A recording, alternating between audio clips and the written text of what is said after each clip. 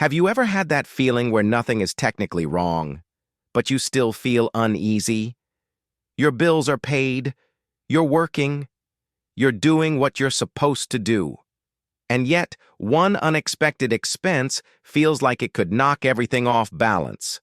A car repair, a medical bill, a slow month. Not because you're irresponsible, but because there's no room. If that sounds familiar, you're not alone, and you're definitely not broken. This feeling isn't about how much you make. It's about something most people never get the chance to build. By the end of this video, you'll understand why saving your first $10,000 quietly changes how your entire life feels, and why it matters more than most financial goals people obsess over. Most people think financial stress comes from not earning enough, so they chase raises, they chase promotions, they take on more work, and for a little while it helps. The paycheck gets bigger, the pressure eases, but then life adjusts. Rent goes up, expenses creep in, responsibilities multiply, and somehow, even with more money coming in, that uneasy feeling comes right back. That's because income doesn't fix financial anxiety. Margin does. Here's the part nobody really explains. Most people aren't bad with money, they're just living without a buffer. Every dollar already has a job before it even arrives. So money never gets the chance to feel calm. It only feels urgent. And when money feels urgent, every decision feels heavier than it should. You say yes to things you don't want. You stay in situations longer than you should. You make choices faster than you're comfortable with. Not because you're weak, but because you don't have space. This is where things start to change. When people talk about saving $10,000, they usually frame it like an achievement, like it's impressive, like it means you've made it. It doesn't. $10,000 doesn't make you rich. It doesn't make you successful. It doesn't mean you have life figured out. What it does is much quieter than that. It makes you harder to knock over. That's it. When you have $10,000 saved, emergencies stop feeling like disasters. They're still annoying. They're still inconvenient. But they're not life-altering. A car repair becomes a problem, not a panic. A medical bill becomes something to handle, not something to fear. And that changes how your brain operates day to day. This is the part people underestimate.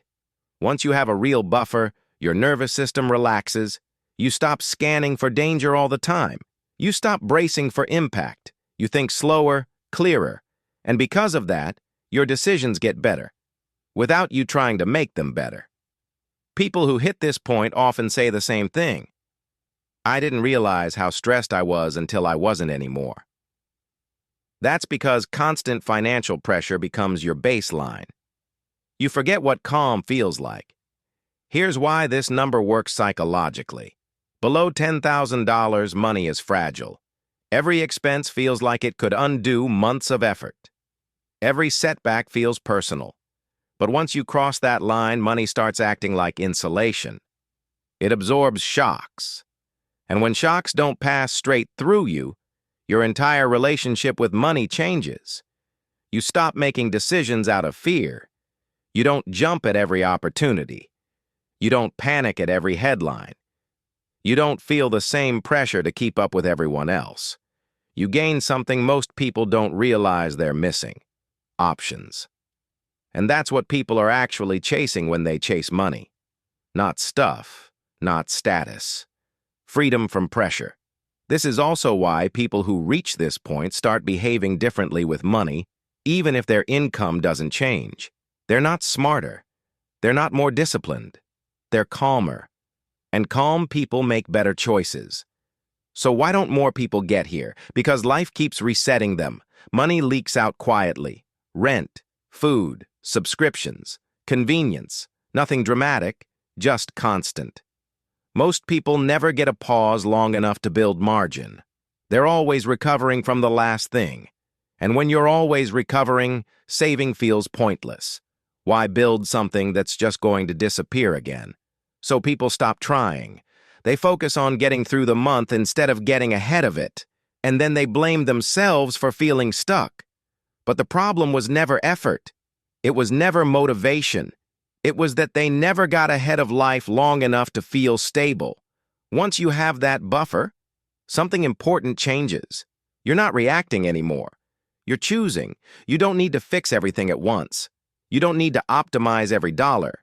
You just need one layer of protection between you and chaos. That's what $10,000 really represents. Not wealth. Breathing room. Time is going to pass either way. The next few years are coming whether you're ready or not. The difference is whether you spend them bracing or building. Once you're no longer bracing, something subtle happens. Nothing in your life looks dramatically different on the surface. You still go to work. You still pay bills. You still deal with problems. But the timing of your decisions changes. You're no longer making choices at the worst possible moment. Before, decisions were forced. They happened after something broke, after money was already gone, after stress was already high. Now, decisions happen earlier. You think about problems before they become urgent. You notice patterns before they turn into emergencies. You can afford to wait instead of react. That's the real shift. Most people think financial stability is about what you can afford. It's not. It's about when you're forced to decide. Urgency is expensive. Calm is efficient. When you remove urgency, you remove the tax that pressure puts on every decision you make. That's why people with a buffer don't just feel better. They move differently. They don't jump on the first opportunity. They don't rush into fixes. They don't overcorrect after mistakes. They can pause. And pausing is where leverage comes from. Because leverage isn't about having more options. It's about being able to wait for better ones. This is also why the people who never build a buffer feel like life keeps repeating itself. Same problems, same setbacks, same stress, just in different forms. They're not stuck because they're doing something wrong. They're stuck because every decision is being made under pressure. Pressure narrows your field of vision. It makes short-term relief feel like progress. It makes survival feel like momentum. So people keep fixing things. But nothing actually changes. The buffer breaks that loop, not by solving everything, but by slowing the cycle down enough for real change to happen. Once things slow down, cause and effect become clearer. You see which expenses actually matter. You see which habits quietly drain you. You see which problems are worth solving, and which ones just feel loud. That clarity is what people mistake for discipline. It's not discipline, it's visibility. And visibility only comes when you're no longer operating in constant recovery mode. This is why the first real goal isn't wealth, it's stability. Wealth compounds after stability exists, not before. Trying to build anything meaningful without this layer is like trying to steer a car while skidding. You're moving, but you're not in control. The moment control comes back, progress becomes intentional instead of accidental. And that's what makes this milestone different from every other financial goal people talk about. It doesn't promise upside. It removes downside. It doesn't push you forward. It stops you from sliding backward. And once backward movement is gone, even small steps start adding up. That's why this number matters. Not because it's special, but because it's enough to change how time interacts with your life. Time stops being an enemy. Mistakes stop being catastrophic. Setbacks stop erasing months of effort. You finally get continuity. And continuity is what allows momentum to exist. If you're still building toward this, understand this part clearly. You're not late. You're not missing out. You're not behind everyone else. You're doing the one thing that makes everything else possible. Once this layer is in place, progress stops feeling fragile. And from there, the question isn't, can I handle what happens next? It becomes, what's worth building now that I can? That's the real beginning. If you want to keep learning about money from this angle, the part that actually changes how it feels to live, make sure you're subscribed. And if this helped you see your situation more clearly, liking the video really does help it reach the people who need it.